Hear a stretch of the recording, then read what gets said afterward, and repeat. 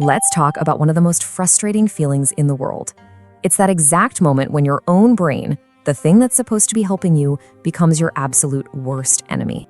You know the feeling, right? You've got a big moment coming up. Maybe it's a presentation at work, a first date, or even just a difficult conversation you need to have. You want it to go perfectly. So you practice, you prepare, you run through every possible thing that could happen in your head. And then the moment arrives, and it's a complete train wreck. The words just won't come out right. You feel stiff, you're awkward, and you forget everything you practiced so hard to remember. You tried with every single fiber of your being to succeed, and that very effort is exactly what made you fail. What in the world is going on there?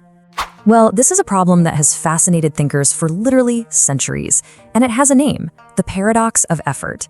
It's that bizarre truth that sometimes, the more desperately we strive for something, the more it just slips right through our fingers. The ancient Taoist sage Lao Tzu just put it so perfectly with this quote. I mean, think about it. When you stand on your tiptoes, you're straining, you're wobbly. You can't hold it for long, right? And when you rush, you trip over things, you miss the important details. It's all forced effort, and it's just inherently self-defeating. The real issue here isn't our ability, it's something else entirely. See, the problem isn't that we don't know enough or that we haven't practiced enough. The real problem is that we are actively, and I mean actively, getting in our own way. Our conscious, overthinking mind hijacks the whole process. This really shows the battle that's happening inside our own heads. On one side, you have your genuine ability, you know this stuff. But on the other side, you've got your mind's interference, that little nagging critic analyzing every tiny detail, that voice that keeps replaying past failures, or that part of your brain that just spins out, imagining every horrible future outcome. That is the real opponent. Psychologists actually have a term for this state of mental chaos. It's called psychic entropy. It's basically when your mind is a storm of conflicting thoughts, worries, and distractions. Your attention is scattered everywhere. You're stuck in the past. You're terrified of the future. It is the absolute opposite of focus, and man, is it exhausting. So how do we get out of it? To find the solution, we have to look to a really ancient idea. Lao Tzu didn't talk about psychic entropy, of course, but he talked about its antidote: living in harmony with the Tao, or as it's known, the Wei. Now, the key thing to get here is that the Tao isn't a god or some set of rules you have to memorize. Think of it more like a powerful river. It's the natural, underlying flow of everything. It's always doing its thing, never rushing, but always getting things done. You can't stop the river. You can't change its direction. All you can do is choose to swim with the current or exhaust yourself fighting against it. This quote really gets at the mystery of it all. The Tao isn't something you can just read about in a book and suddenly understand. You can't think your way into harmony. It's a force you have to feel, you have to experience. It's about letting go of that deep need we all have to define and control every little thing. So if fighting the current is what causes us to fail, then learning how to flow with it has to be the key. And this brings us to the core Taoist concept for exactly this: Wu Wei, or the power of not doing. Okay, this is so important to get right. Wu Wei does not mean being lazy or passive. It's not about sitting on the couch doing nothing.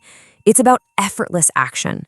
It's the kind of action you take when you're perfectly aligned with the way things are going, when you're not forcing or straining or fighting. It is, paradoxically, the action of non-action. Think of it like this. Water is soft, right? But over time, it can wear away the hardest rock. It doesn't force its way through. It allows itself to find the path of least resistance. It flows along instead of striving to get somewhere.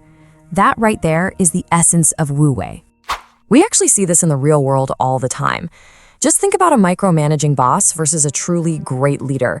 The micromanager tries to force and control every single detail, and in doing so, creates psychic entropy for the entire team. But the great leader? They trust their people. They allow for freedom. They only step in when it's absolutely necessary. They trust the process, and as a result, things often fall into place much more naturally. Lao Tzu's wisdom here is just so profound. The moment you try to grip something too tightly, whether it's a project, a relationship, or the world itself, that's when it slips through your fingers. True mastery comes from letting things take their own natural course. And you know what's incredible? This ancient concept has a very modern name that we all know. We call it being in the zone or being in a flow state. It's that magical feeling when you're so completely absorbed in what you're doing that everything else just melts away. This quote from the basketball legend Bill Russell is a perfect description.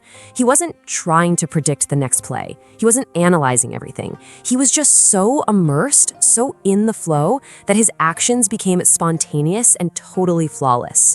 He was moving with the Tao of the game. So what does that state actually feel like? Well, it's a complete, intense focus on the present moment.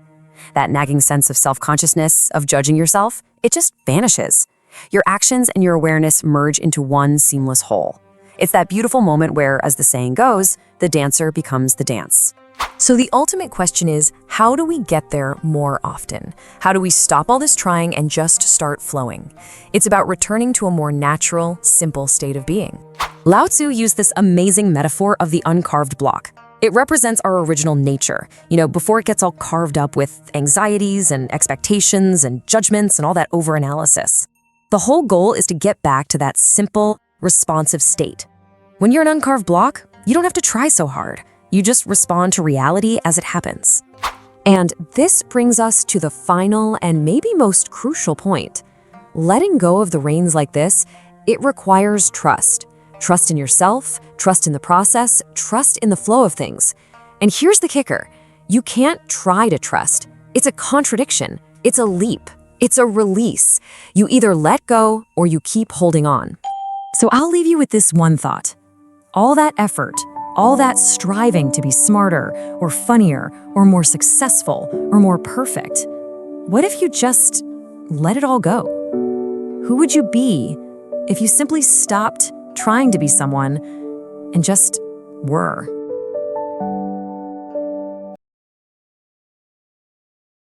Subscribe for daily wisdom.